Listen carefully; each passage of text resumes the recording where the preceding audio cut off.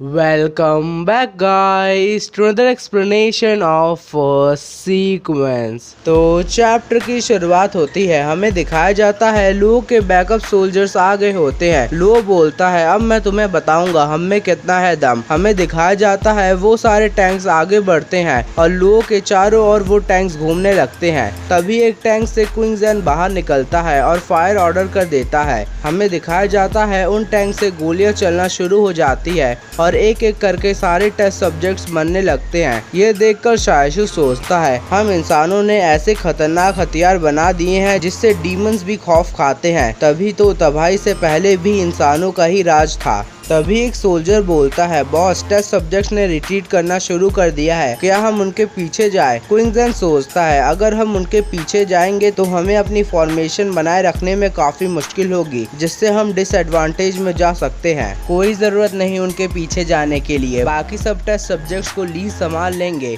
लो कहता है चलो आखिरकार वो चले गए। ये सुनकर क्विंग ज़ेन कहता है मैंने तुम्हें पहले ही चलने को कहा था, लेकिन तुम्हें तो वो रिसर्च चाहिए थी और उस रिसर्च के कारण तुम इतनी बड़ी मुसीबत में फंस गए। तुम उस रिसर्च के बारे में कुछ नहीं जानते। उन्होंने अब न्यूरॉन्स को कनेक्ट करने का तरीका निकाला है, इससे उन्हें बार बार नैनो मशीन में प्रोग्रामिंग नहीं करनी पड़ेगी। इंसान का दिमाग ही खुद प्रोग्राम बन जाएगा। सोचो ये नैनो मशीन कितनी खौफनाक हो सकती है, जो मुश्किल ऑपरेशन को भी कर सकती है। ये सुनकर क्विंग ज़ेन कहता है अगर हमारे पास ये टेक्नोलॉजी भी होगी तब भी ये बेकार है, क्योंकि क्विंग कंसोर्टियम की नैनो मशीन एक्सपेरिमेंटल फेज में है। ऊपर से हम मेडिकल फील्ड में फोकस ही नहीं करते।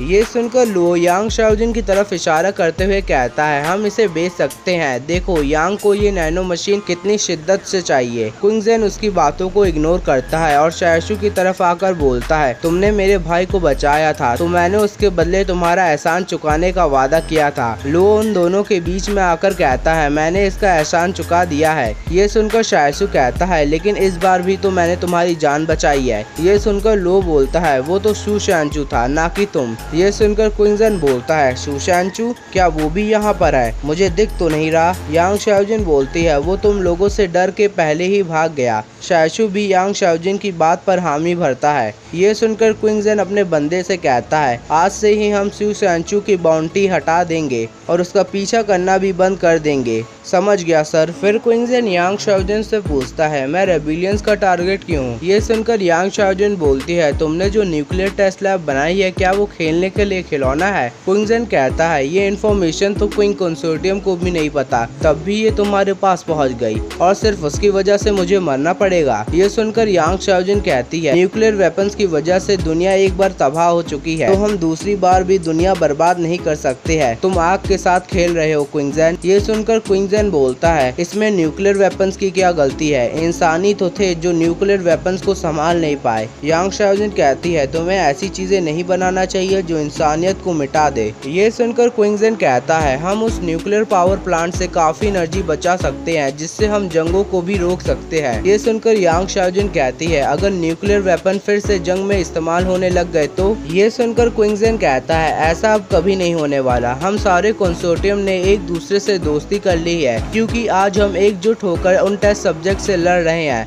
और अगर फ्यूचर में रेबिलियंस हमारे साथ अलायंस बनाएंगे तब भी हम उनका स्वागत करेंगे। फिर क्विंग ज़ेन बोलता है यांग्स को भी तो नैनो मशीन चाहिए, लेकिन अगर क्या होगा कि नैनो मशीन जो आज मेडिकल फील्ड में यूज हो रही है वो कल मिलिट्री फील्ड में यूज होने लग जाए, तब क्या जंग नहीं होगी? और तब क्या तुम उन लोगों को भी रोकोगे जो नैनो मशीन से दुनिया तबाह करेंगे? शायशु उनकी बातें सुनकर बोलता है क्या नैनो मशीन इतनी ग्रेट है? लो बोलता है हाँ, तबाही से पहले नैनो मशीन उतनी कन्वीनियंट नहीं थी, लेकिन आज भी हम नैनो मशीन पे प्रोग्रेस कर रहे हैं। आज की नैनो मशीन्स बोन्स और मसल्स भी बना सकती है और अगर हमने इनके न्यूरॉन्स को कनेक्ट कर दिया तो जैसा हमारा ब्रेन ऑर्डर देगा वैसे ही ये नैनो मशीन एक्ट करेंगी।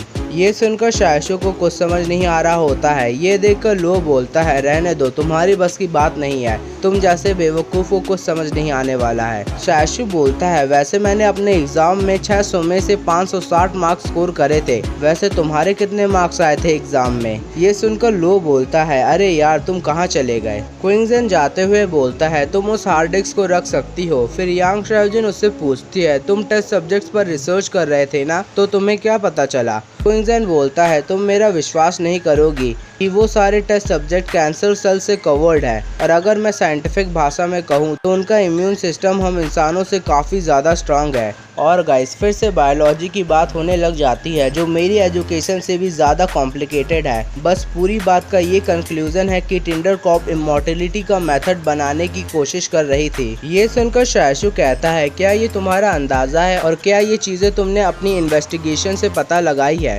ये सुनकर क्विंगजन कहता है, अभी हम ये पूरी तरह से कंफर्म होके नहीं कह सकते क्योंकि अभी हमें टेस्ट सब्जेक्ट्स पे एक्सपेरिमेंट करते हुए ज़्यादा समय नहीं हुआ है। फिर लो बताता है वो टेस्ट सब्जेक्ट्स उन इंसानों पर इंजेक्ट कर रहे हैं जिनके पास पहले से ही कैंसर सेल है। फिर क्विंगजन बोलता है, अब मुझे जाना होगा क्योंकि अभी भी मैं हाउस अरेस्ट पे हूँ। शायशु बोलता है, क्या तुम इन टेस्ट सब्जेक्ट्स को इग्नोर कर रहे हो? ये आगे चलकर काफी बड़ा खतरा बन सकते हैं। ये सुनकर क्विंगजन कहता है, मुझे नहीं लगता ये इतनी बड़ी प्रॉब्लम है, इनसे तो बच्चे डरते होंगे। ये सुनकर शायशु सोचता है, तभी तो यांग शाओजिन इस एरोगेंट बच्चे को मारना चाहती थी। यांग शाओजिन तो इसे नहीं मार पाए, लेकिन मैं एक दिन इसे मार दूंगा। फिर शायशु यांग शाओजिन से पूछता है, तुम्हारा आगे चलकर क्या प्लान है? ये सुनकर यांग शाओजिन बोलती है, मैं स्ट्रॉन्गहोल्ड 88 जाऊंगी। ये सुनकर शायशु बोलता है, स्ट्रॉन्गहोल्ड 88 नंबर से ही पता चलता है ये कितना दूर है। यांग शाओजिन बोलती है, इतना भी दूर नहीं है, बस 2 स्ट्रॉन्गहोल्ड के बाद आता है। शायशु बोलता है, लेकिन सीक्वेंस नंबर के हिसाब से तो इसे काफी दूर होना चाहिए। यांग शाओजिन बताती है, पहले वो स्ट्रॉन्गहोल्ड 101 था, लेकिन कंसोर्टियम ने सोचा कि स्ट्रॉन्गहोल्ड 88 नाम लक लाएगा, इसलिए उन्होंने चेंज कर दिया। ये सुनकर शायशु बोलता है, कंसोर्टियम ऐसा भी कर सकती है। फिर यांग शाओजिन बोलती है, तुम्हारा आगे क्या प्लान है? ये सुनकर शायशु बताता है, लुयान लोगों से मिलने के बाद हम लोग नॉर्थ की तरफ बढ़ेंगे। यांग शाओजिन बोलती है, तो हमारा रास्ता एक है। फिर हमें शू शैनचू का सीन दिखाया जाता है जो स्ट्रॉन्गहोल्ड 178 जाने तक के रास्ते पे होता है। तभी उसकी साइडो अपने आप ही बाहर निकल आती है और ये देखकर शू शैनचू बोलता है, मेरी एबिलिटी इवॉल्व हो गई, लेकिन ऐसे कैसे? वीडियो पसंद आई हो तो लाइक शेयर सब्सक्राइब जरूर करिए।